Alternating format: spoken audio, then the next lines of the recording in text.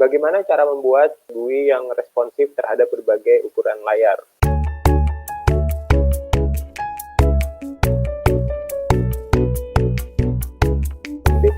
Di video kali ini kamu menonton pembahasan tugas untuk chapter 3, yaitu membuat game Pong. Di video kali ini kamu akan dipandu oleh 2M bersama Wahyu.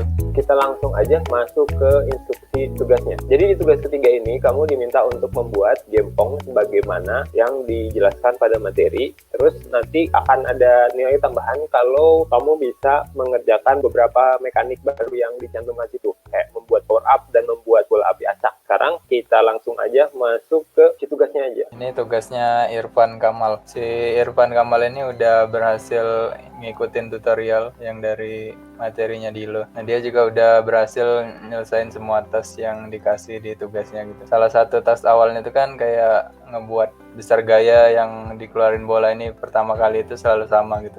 Yang paling coba di play dulu aja.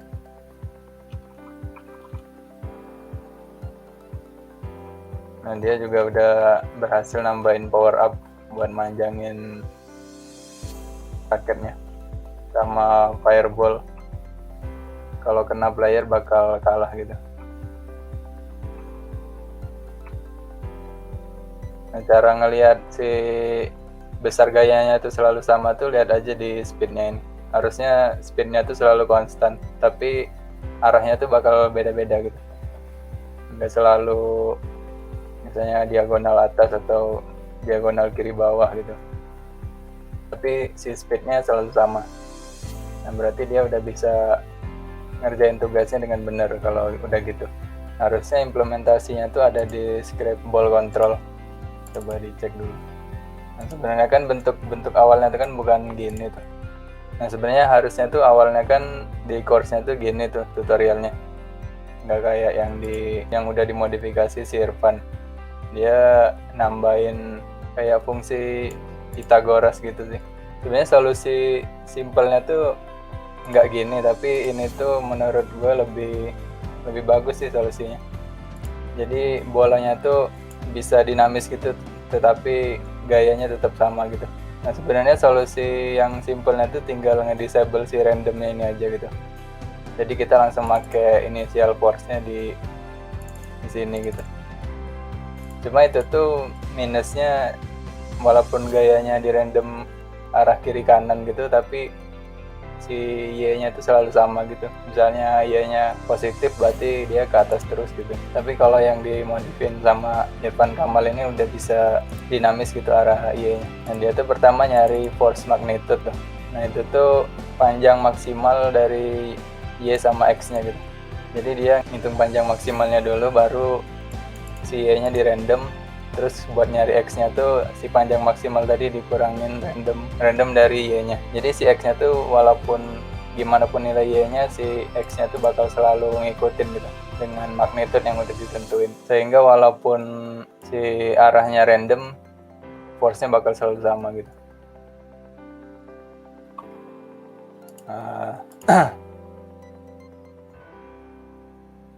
Nah, jadi si Irfan Kamal ini kan problemnya tuh si Y-nya tuh masih terlalu lurus gitu, jarang banget, bahkan nggak bisa diagonal yang miring banget gitu. Nah, ini tuh karena si initial force-nya tuh kayak terlalu kecil gitu.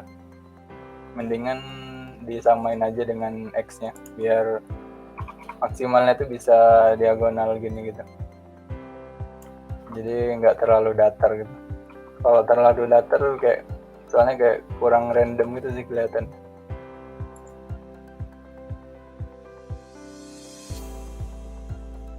Nah, kan bisa lebih miring gitu, lebih miring ke atas maksudnya. Terus kalau di tugas-tugas lain tuh gue juga sering nemuin ini sih, si trajektorinya defaultnya tuh ke enable gitu. Nah, ini tuh ngaruhnya ketika kita mencet yang toggle debug info ini. Nah, itu kan ada kayak arahnya gitu tuh, arah laju bolanya. Kalau dimatiin kan dia hilang tuh. Nah, kalau kita defaultnya ke enable, si awal-awalnya tuh kayak langsung ada gitu ininya, si arah ininya, padahal nggak di debug. sedangkan waktu di debug dia jadi hilang gitu, kebalik jadinya. Paling sering nemuin itu juga sih di tugas-tugas beberapa yang lain. Beberapa kemarin tugas yang gue cek tuh folder project settingnya tuh nggak di copy gitu di dalam gitnya, cuma ada aset ini doang gitu. Padahal seharusnya si project setting tuh di copy juga sih biar nggak kereset gitu settingannya.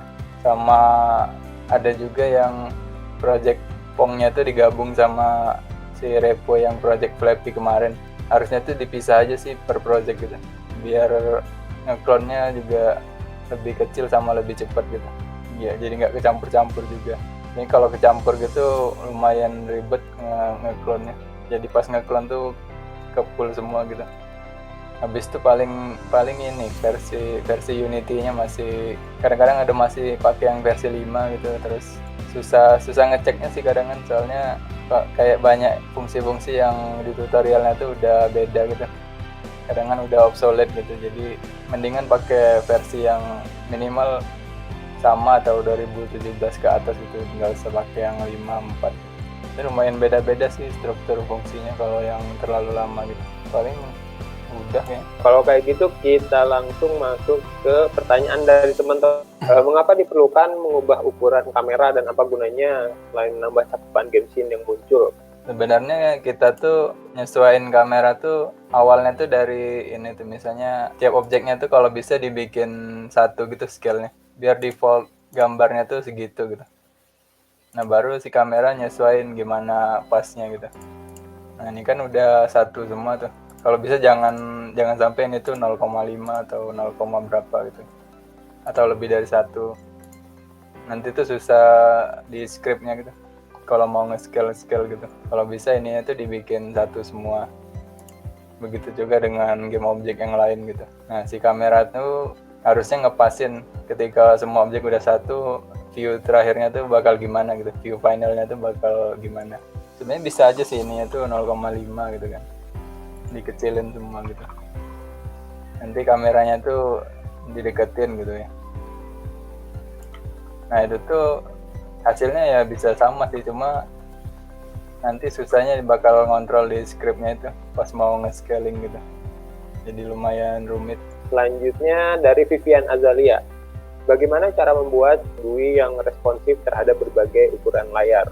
Kalau buat UI yang responsif gitu, di Unity itu kan pakai kanvas gitu kan. Nah biasanya defaultnya tuh ininya si scale-nya tuh ini constant pixel size. Nah ini tuh nggak bisa atau susah responsifnya. Mendingan diganti pakai yang ini scale with screen size, sesuai artinya tuh. Dia bakal nge-scale sesuai ukuran dari layar beda-beda device gitu.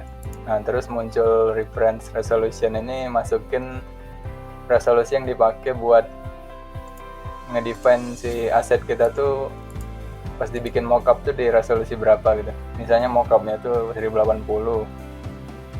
Nah ini ubah aja jadi 1920 1080 misalnya. Nah gitu biar nanti pas kita misalnya ngebikin gambar tuh,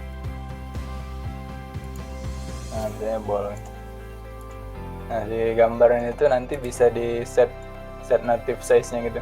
Nah jadi dia box size-nya tuh bakal sesuai dengan ukuran pixel gambarnya yang kita ekspor ke Unity-nya gitu, yang kita import ke Unity-nya gitu. Jadi nanti bakal gampang kita nyesuaiin sesuai yang mockup yang udah dibikin.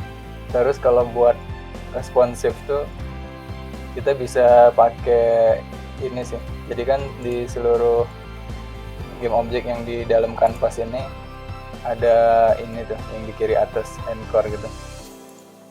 Nah ini tuh bisa kita pilih tuh mau relatifnya kemana, misalnya ke kiri atas atau kanan atas gitu.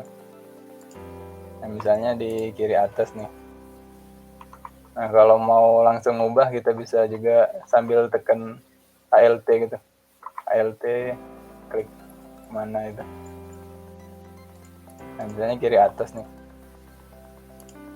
Kalau mau tahu dia responsif, mesti dicek di ukuran yang beda sih. Kalau cuma dicek di sini dia nggak ngaruh gitu. Gampangnya kita cek di free aspect aja gitu. Nah jadi dia tuh walaupun layarnya segini dia bakal stay di kiri atas tuh. Coba agak ketengahin aja gitu.